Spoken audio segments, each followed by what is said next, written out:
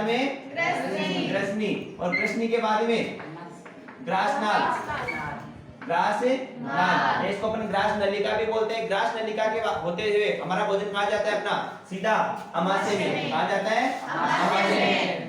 अमाशय में जाने के बाद में, अमाशय में कुछ देर रुकने के बाद 3 से 4 घंटे, 3 से 4 घंटे यहाँ पे भोजन का पाचन होता है। उसके बाद में ये भोजन किस में जाता है अपने, छोटी आंत में। तो यहाँ से अपनी छोटी आंत स्टार्ट हो जाती है और यहाँ तक, इसका नाम क्या है, छोटी आंत। छोटी आंत, तो अपना भोजन जाता है फिर छोटी आंत में।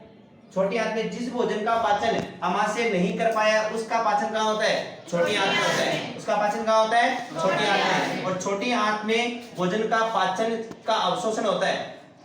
जो पचित भोजन है उसका क्या होता है, अवशोषण भी होता है। उसके बाद में अपना भोजन किस में आता है, यहाँ से बड़ी आंत में। कहाँ आता है, बड़ी आंत में आता है। ठीक है, और ये अपना ये भाग जो है, ये अपना कृमि रूपी परिशेषिका, कृमि रूपी परिशेषिका है। ये इंग्लिश में क्या कहते हैं इसको, अपेंडिक्स। क्या कहते हैं इसको, अपेंडिक्स।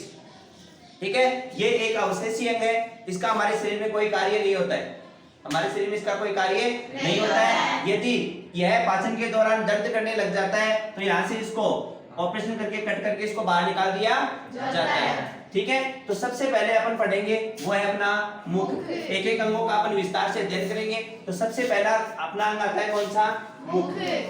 ठीक है, और मुख के अंदर बात करें अपन तो मुख के अंदर पाचन की क्रिया कहां से स्टार्ट होती है, दांत और जीभ। दांत होते हैं। सबसे पहले बात करेंगे अपन किसकी, दांत। ठीक है, तो दांत कितने प्रकार के होते हैं, दांत है वो हमारे मुख में दांत है वो 4 प्रकार के होते हैं। और दांतों की कुल संख्या कितनी होती है, 32 होती है। दांत है वो 4 प्रकार के, कौन कौन से, पहला होता है अपना कर्तनक, दूसरा होता है रदनक, और तीसरा होता है चवर्णक, और चौथा अग्रचवर्णक। ठीक है, ये 4 प्रकार के दांत होते हैं अपने।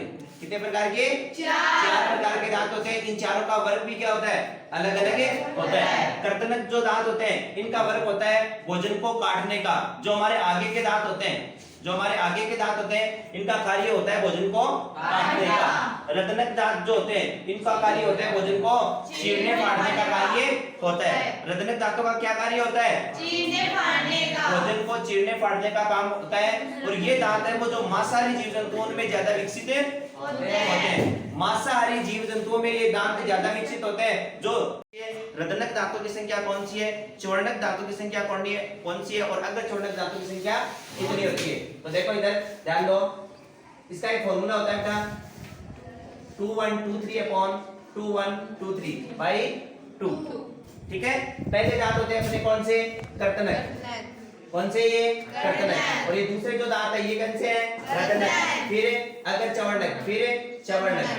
ठीक है, इस प्रकार ये दांतों से। तो देखो 2 और 2 4 और 4 2 जा 8। तो 8 दांत जो होते हैं वो कौन से होते हैं अपने, कर्तनक। 8 दांत जो होते हैं वो कौन से होते हैं, कर्तनक। फिर 1 और 1 2 और 2 2 जा 4। 4 दांत कौन से होते हैं अपने, रदनक। 4 दांत कौन से होते हैं, रदनक।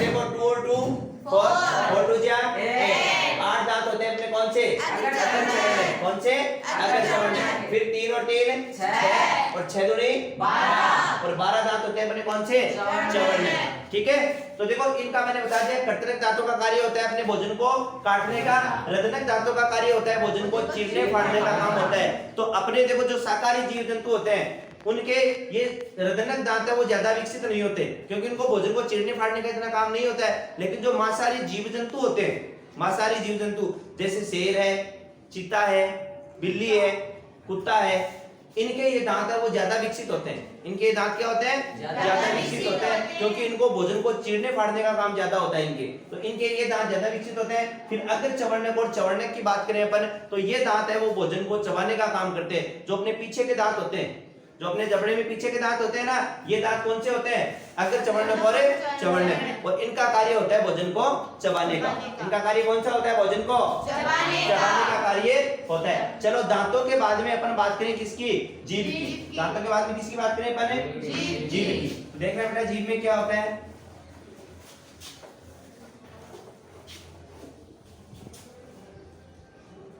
देखो बेटा जीभ की अपनी संरचना है वो ऐसी होती है,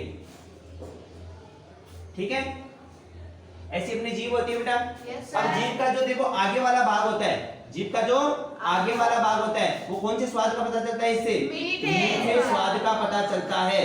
कौन से स्वाद का? मीठे स्वाद का पता चलता है। अब जो मध्य वाला भाग बच गया, ये मध्य वाला भाग है, इससे कौन से स्वाद का? नमकीन स्वाद। कौन सा स्वाद है? नमकीन स्वाद। नमकीन स्वाद का पता जीभ के मध्य भाग से पता चलता है। और जो पार्श्व भाग है यहाँ का, देखो अपनी जीभ का जो पार्श्व भाग है दोनों तरफ, जो भी अपन जब भी खट्टी चीज खाते हैं, अपन खट्टी चीज खाते हैं जैसे दही है, आंवला है, इमली है, ठीक है, इनका नाम भी लेते हैं तो हमारे मुंह से बेटा एक लार निकलती है। वो लार देखो जीभ के दोनों साइड से निकलती है, ठीक है। जैसे मान लो आप ज्यादा खट्टी चीज खा लेते हो, ज्यादा खट्टी चीज खाने के बाद देखो आपके या तो आपके दांत है, दांतों में थोड़ा मामूली सा दर्द होने लग जाता है। ज्यादा खट्टी जैसे केरी खा लेते हो आप, तो होता है कि नहीं होता है ऐसा? वो इसी वजह से होता है। तो अपने जीभ के जो पार्श्व भाग है इससे खट्टे स्वाद का पता चलता है। कौन से स्वाद का? खट्टे स्वाद का पता चलता है। अब बचा अपना कौन सा स्वाद? कड़वा स्वाद। कौन सा स्वाद है? कड़वा स्वाद। तो अपने जीभ का जो पश्च भाग है, पश्च भाग जो है उससे कड़वे स्वाद का पता चलता है। कड़वे स्वाद का देखो, कड़वे स्वाद का पता कैसे? जैसे मान लो आपने कोई भी, जैसे ये काकड़ी वगैरह आती है, ठीक है, उसको आप खाते हो, जिसे आपने उसको चबा लिया तब आपको पता नहीं चला ये कैसी है, कड़वी है या मीठी है, नहीं पता चलता। लेकिन जैसे ही आप उसको क्या करते हो? निगलते हो। जैसे ही आप उसको क्या करते हो? निगलते हो, और निगलने पर अपने को पता चलता है कि ये तो क्या है? कड़वी है। फिर अपन उसको क्या करते हैं? थूकते हैं, ठीक है। तो अपने को कड़वे स्वाद का पता कहां से चलता है? पश्च भाग से पता चलता है। तो देखो पाचन के अंदर दांतों की भी अहम भूमिका होती है। दांतों के बाद में किसकी? जीभ की। दांतों के बाद में किसकी? जीभ की। और जीभ के बाद में देखो अपने मुख में और क्या बचता है? तालु। जीभ में क्या बचता है? तालु। तालु देखो मुख में और बचता है अपना तालु।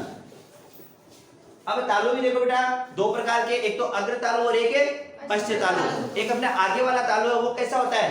कठोर।